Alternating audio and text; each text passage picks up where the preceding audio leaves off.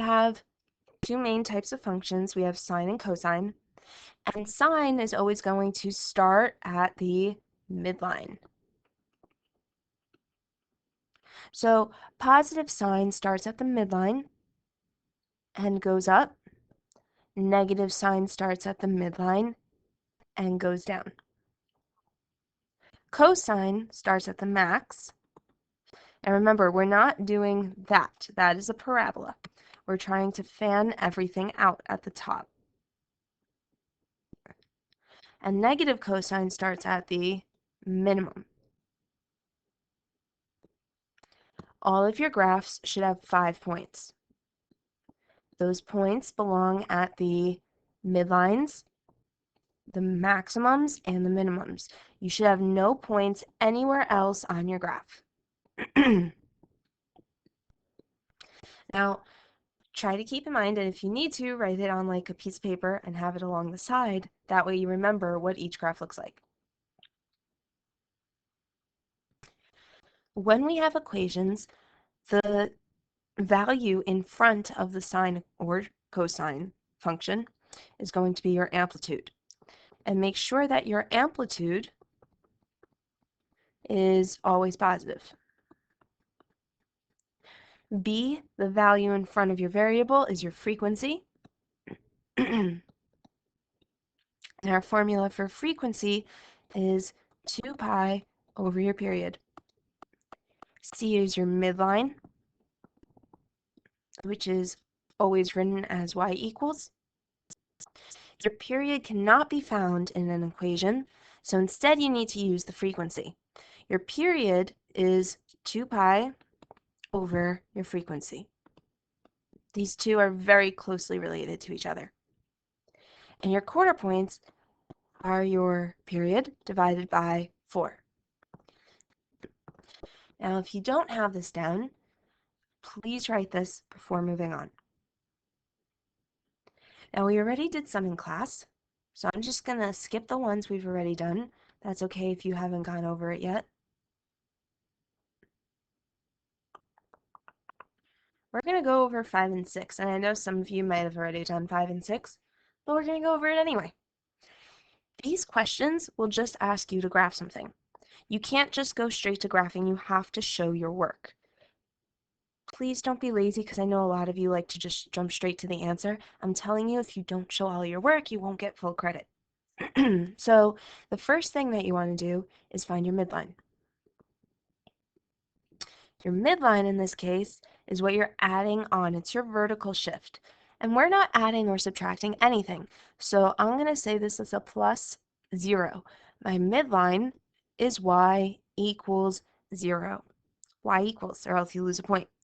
So I'm going to go to where 0 is on the graph, and I'm going to draw in my midline. Next, I'm going to find my amplitude.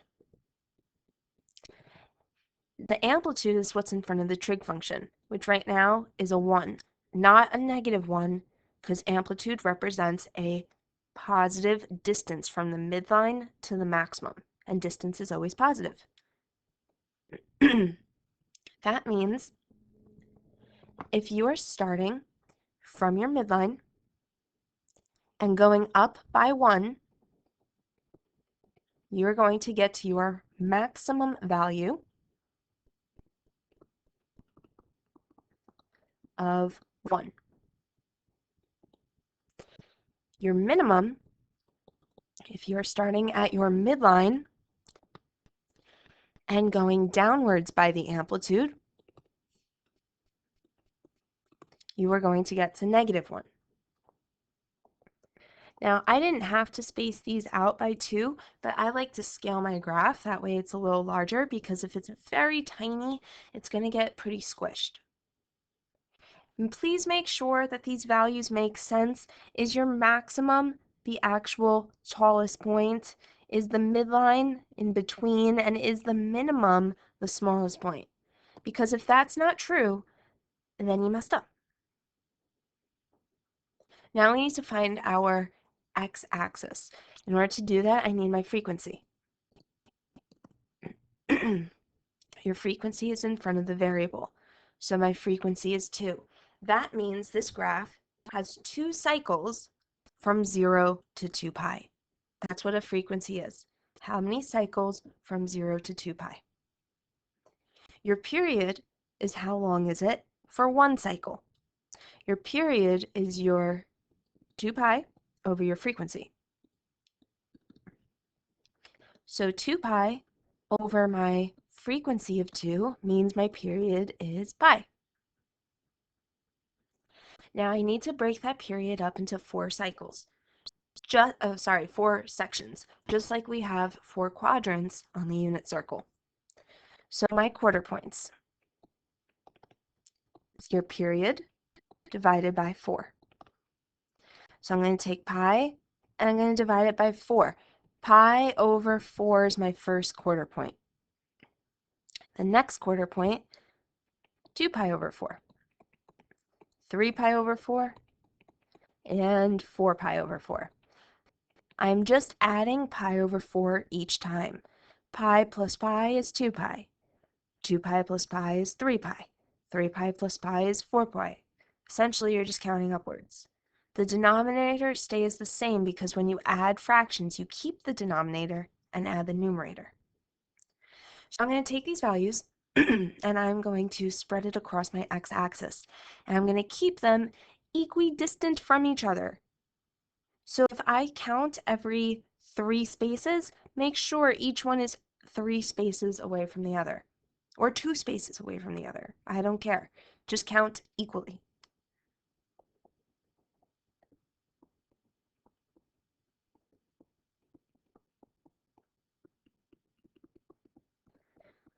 There we go. And notice how your last quarter point, you don't have to simplify it, but if you do, simplifies to pi, which is your period. Your last quarter point is always your period, because the last quarter point is one full cycle, which is the period. Anyway, this graph is a negative sine curve. So because it is sine, we're going to start at the midline. And because it is negative, you are going to go down. Midline and go down. I'm going to start at my midline. My next quarter point, I'm going to go down to the minimum. Once you hit the minimum, you can't go any lower than that, so you're going to come back up to your midline.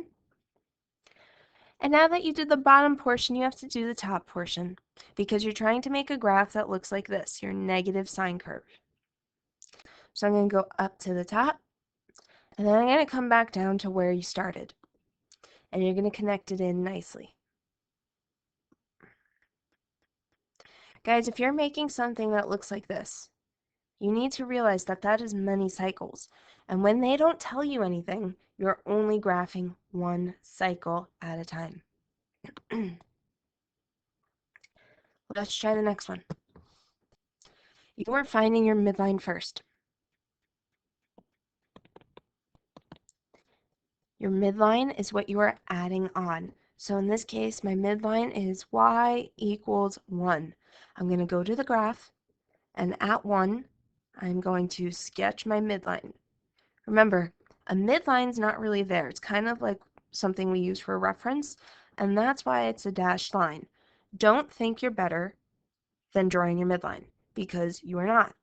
It is very easy to make a mistake and accidentally put a coordinate on the x-axis instead of the midline.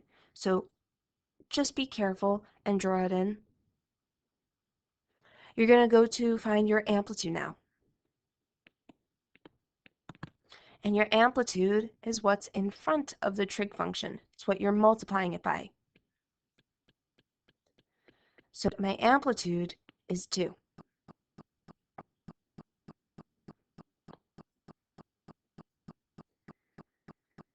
From there, your maximum, you're going to start at 1, your midline, and you're going up by 2.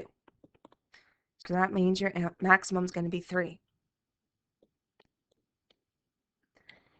For your minimum, if you're starting at the midline of y equals 1 and you're going down by 2, you're going to get negative 1.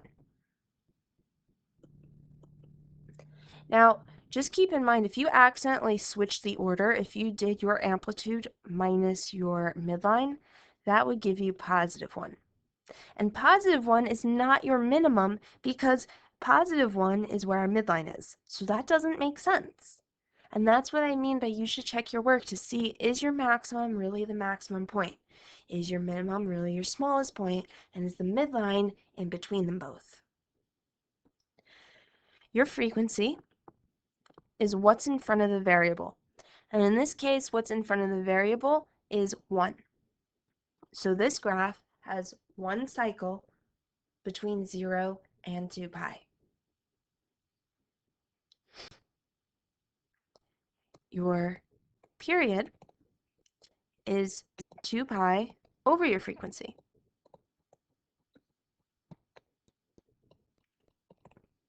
which is 2 pi over 1, which is just 2 pi. So remember that 2 pi is a full circle.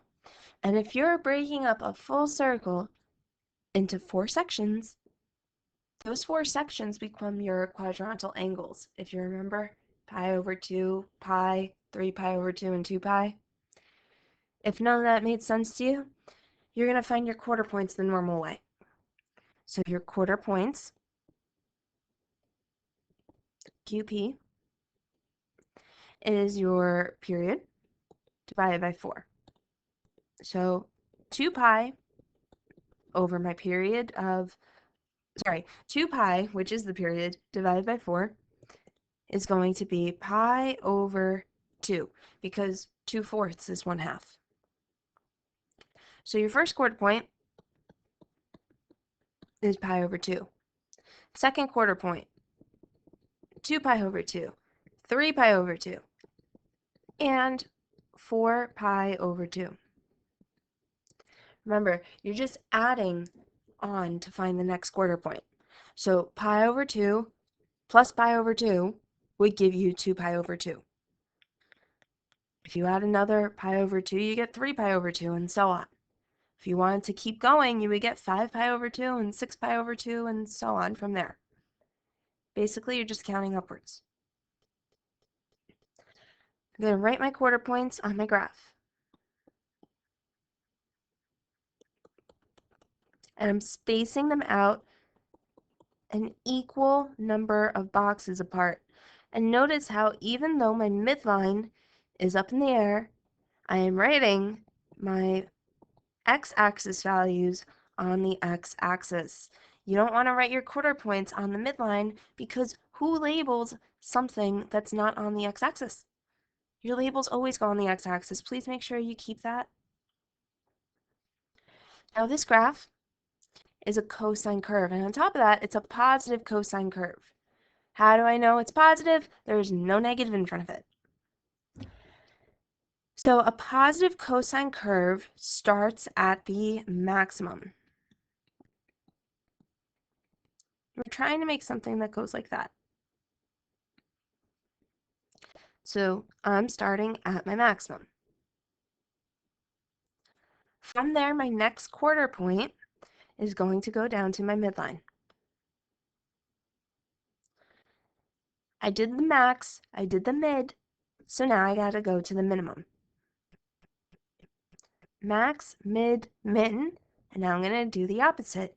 Min, mid, max. And I'm going to connect it nicely. I'm fanning out up top and then curving along the bottom. Please make sure you try to go through all coordinates though, unlike what I just did. That's still not great, but darn it. Okay. These are all great examples of what you should not do. That is decent, I guess. 2 more times. We're going to sketch this by finding your midline, your amplitude, your maximum, your minimum, your period. Oops, nope, because before you find the period, you need the frequency. Then your period, and then your quarter points. And yes, you'll have to unfortunately remember all this. Your midline is y equals -1, because that's what we're adding on. Your amplitude is in front. Now, if you're starting at -1 and you are going up by 2, that means you're going to have a maximum of 1. If you're starting at -1 and going down by 2, you're going to have a minimum of -3. Now, when you guys go to graph this, they didn't put an x-axis anywhere. You can put the x-axis wherever you want. Don't care. You could put, because this graph goes up to 1 and down to -3, you could put the x-axis up here and make this 1, -1, and -3. You could put the x-axis in the middle. It makes no difference. But do not put the x-axis down below. Because how are you going to get to -3 if this would really be -2? Like, you need to put the x-axis somewhere that it would fit on your graph. So because it truly doesn't matter, I'm going to put it here. Even though it's not in the middle, because I think it's going to bother you, some of you. But really doesn't matter where you put it. If this is your x-axis, that means this is 0. And the points we care about are 1, -1, and -3. Now there's a distance between both of these values of 2 because that's our amplitude, right? Makes sense. And we're going to put a dash along our midline because we don't want to make mistakes. From there, you're going to find your frequency, which in this case is 1/2. There's half of the cycle from 0 to 2 pi. That means this graph is very stretched out. It takes a long time to get through one cycle. Your period, you could use the formula, or you could think about it. If there is a half cycle from 0 to 2 pi, how much is a full cycle? 4 pi, right? If half is 2 pi, a full is 4 pi. Or you could use the formula. Your formula is your frequency. I lied, it's 2 pi over the frequency. And your frequency is 1/2. Now, if you were to put that in the calculator, don't put pi in the calculator. You would do 2 over 1/2. That's going to give you 4. And because you didn't put pi in the calculator, you need to put pi in your answer. So that would be 4 pi. But if you're someone who likes to do this by hand, 2 pi divided by 1/2. Do you remember keep, change, flip when dividing fractions? You keep the first value, you change it to multiplication, and you flip the other fraction. So 2 pi times 2 is now 4 pi. Anyway, if you were to find your quarter points based on this,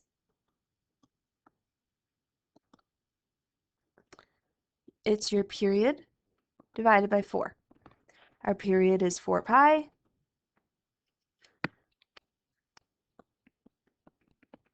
Divided by 4 means the quarter point is pi. So your first quarter point is pi. Second quarter point is 2 pi, 3 pi, 4 pi. You just keep adding pi to get to the next quarter point. And you are spacing them out equally. So if you were to do the thing that I've been doing, where you space each one out by 3, there's not enough. I can't fit the fourth quarter point on that graph, which is not great. And you can't put it off the graph. Like, you can't just make 2 additional columns for yourself, because that won't get you full credit on the regions. That will make you lose a point. So clearly spacing it out by 3 is not great. I'm going to space them out by 2. I have pi, 2 pi, 3 pi, and 4 pi. And notice how I am labeling the x-axis, not your midline. Now, this is a positive sine function because there's no negative in front. And because it's a positive sign, I'm going to start at the midline. And because it's positive, I'm going to say to go upwards. In other words, my graph is looking like that. I'm starting at the midline. At my next quarter point, I'm going to go up to the very top and then come back down to my midline. And when you did the top piece, you have to also do the bottom piece now. So I'm going to go to the minimum, and I'm going to end where I started at the midline.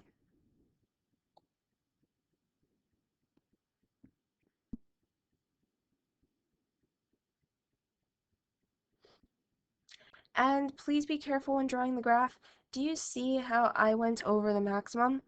Depending on your grader, they might be hard on you, and you do not want to go over that maximum, so be very careful when drawing.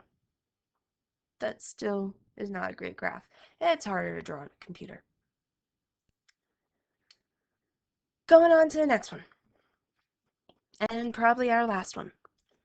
Graph one cycle of this. So find your midline, your amplitude, maximum, and minimum. My midline is what you are adding, which is going to be 2. Make sure you include the y equals or else you lose a point. And I just realized that I didn't do that correctly. So what's my mistake? You're really subtracting 2, so it should have been y equals -2. Your amplitude is what's in front, and even though there's a negative in front, that just indicates the direction you're heading. You really need to make sure your amplitude is always positive because it represents a distance. So the amplitude is +3. If you're starting at -2 and you are going upwards by 3, that means our maximum is going to be 1. If you are starting at -2 and you are going downwards by 3, your minimum is -5. So when you guys go and graph this, you need to make sure -5 is on that graph. My suggestion is that you start at -5 and count upwards. That way you definitely have it on there.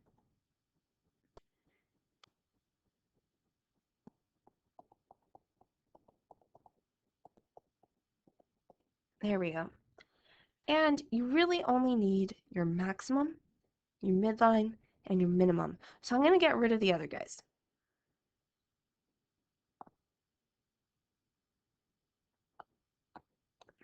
But I'm going to keep the 0 because that's where my x-axis is.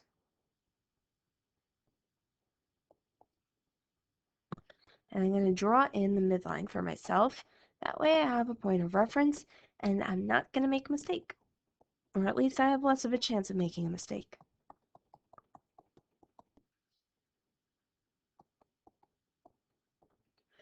Okay, from there your frequency is what's in front of the variable, which in this case is a 1. So this graph happens one time from 0 to 2 pi. Your period is going to be 2 pi over your frequency.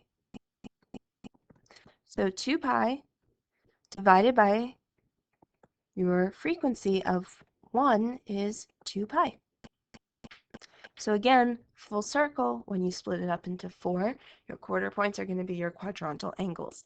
Pi over 2, pi, 3 pi over 2, and 2 pi. Or find it the legitimate way. Your quarter points are your period divided by 4.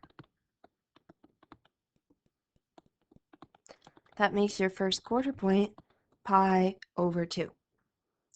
You have pi over 2, 2 pi over 2, 3 pi over 2, and 4 pi over 2. I'm going to split it up evenly. along your x-axis, not the midline. So pi over 2, 2 pi over 2, 3 pi over 2, and 4 pi over 2.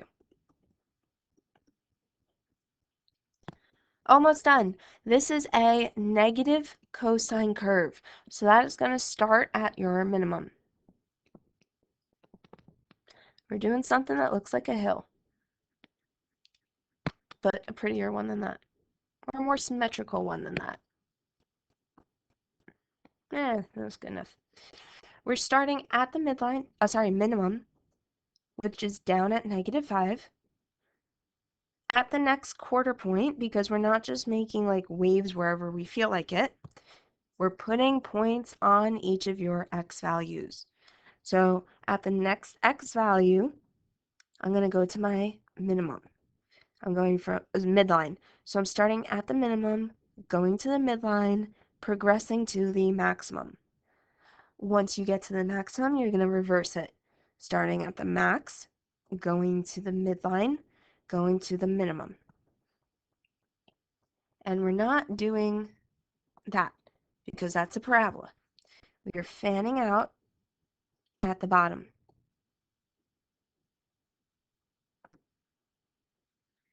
And that's decent. Anyway, I hope this was a helpful review to you.